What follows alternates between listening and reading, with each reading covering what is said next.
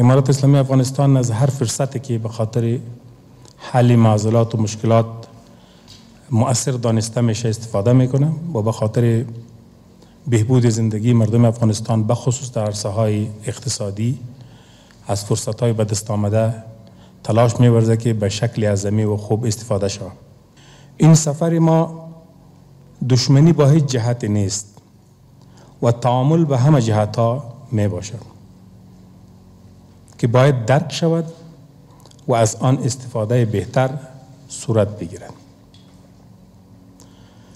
موږ د هیواد د ملي ګټو په چوکاټ کې له ټولو هیوادونو څخه غواړو چې د افغانستان خلک په سختو شرایطو کې تنها پرې نږدي، بلکې په هغو مواردو کې چې د افغانستان د خلکو حق ده باید هیوادونه خپل مکلفیت ادا کړي او د افغانستان په بیا رغونه او اقتصادي پیاوړتیا کې ونډه ولري او خنډونه له منځه یوسي.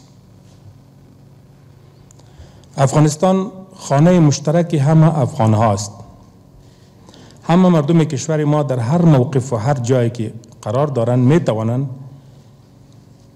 مشترکاً در آبادی کشور خود و در حفظ ثبات و امنیت کشور خود سهم داشته باشند و همکار باشند.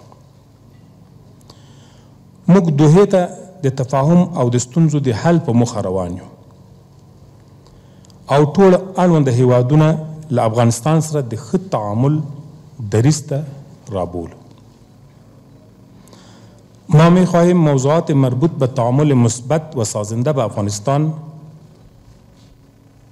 را به سازمان ملل متحد، کشورهای ذی دخل و به تمام کشورهای جهان حل نماییم و مسیر واحد را به خاطر بهبود وضعیت بخصوص وضعیت اقتصادی و ثبات همه جانبه در افغانستان پیدا کنیم و این پالیسی امارت اسلامی افغانستان می باشد. مهمی است که در نشست ما چی پیام را میتونیم به کشورهایی که اوجه شرکت دارن انتقال بدیم. در نشست فیصله نمیشه، در نشست کدام بحثای بزرگ کلیدی صورت نمیگیره، بلکه پیامات تبادله میشه. مدت شده بود پیامات بعض از کشورها به خصوص کشورهای غربی با افغانستان در حالت سکتگی قرار داشت. یک فرصت آمد که پیامات تجدیداً رسانده شود. تلاش میکنیم که به گونه احسن و خوب پیام مردم افغانستان و امارت را به جهانیان برسانیم. و خواست امارت اسلامی افغانستان در نشست عموما چیزی که در نشست ارتباط میگیره موضوعات بعضی از محدودیت هاست که بالای افغانستان وضع شده و همچنان بعضی موضوعات اقتصادی است که در با پروبلم ها مواجه است. بعضی دستاوردهای را که داریم تشریح شود.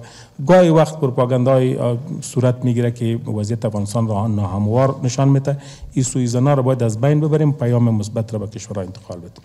دلایلی که در پیشروی به رسمیت شناختن افغانستان بعضی کشورها مطرح میکردن او معقول و منطقی نیست. با واقعیتایی که در افغانستان داریم سر نمیخوره. اینجا یک حکومت واحد، جغرافیایی معلوم و همچنان ارائه خدمات وجود داره، باید این نظام به رسمیت شناخته شود و بعضی از کشورها همین حال با ما تعامل رسمی دارن، یعنی اگر اعلان نکردن جداست ولی تعاملشان رسمی است. ولی امید میره که این نشست‌ها قناعت بعضی از کشورهایی که باقی مانده هم فراهم بسازه تا یک تعامل رسمی را آغاز بکنند. یک پله از زینه است که ما آستا میتونیم پیش بریم.